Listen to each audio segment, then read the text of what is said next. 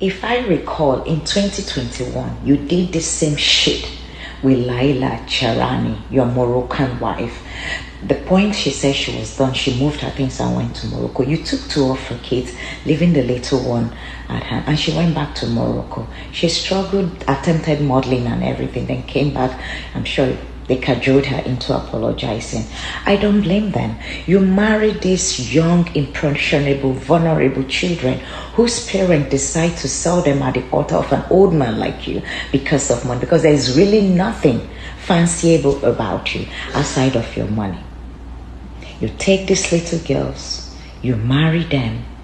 All of a sudden, when they turn 20 something, they start acting their age, or they begin to register displeasure with how you're treating them, allegedly in your home. You come out, you call them drug addicts, you call them prostitutes, you say they're sleeping with other men. Whereas you do the same thing with a whole lot of shenanigans going on.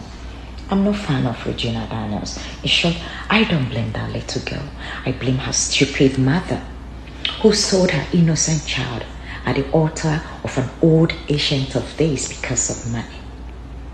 This is the kind of society we live.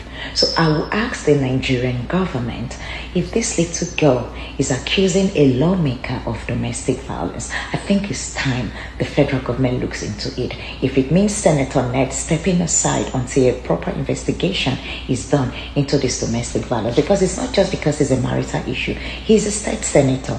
The brother just alleged him hitting the girl with a gun. Those are huge. And him coming out to claim that the girl is a drug addict and he knows her dealer, I think is another crime. That under your roof as a senator, your wife and her siblings are peddling drug and you did not report them to the authority. You are an irresponsible man to even put out search about your wife. That's what you do to little girls you marry. When you give them money, you lure them in, you put a chokehold on them, so that by the time they decide to leave you, they have nothing to fall back other than to come back to you because of Stockholm Syndrome. And let me say this to every Nigerian man.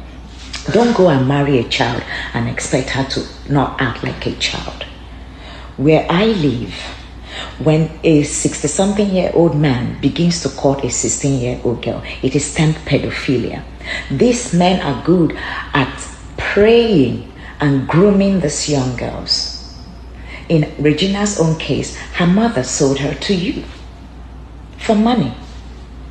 A young, beautiful, brilliant girl. So she was given to you whole, but you're sending her back to the society, tagging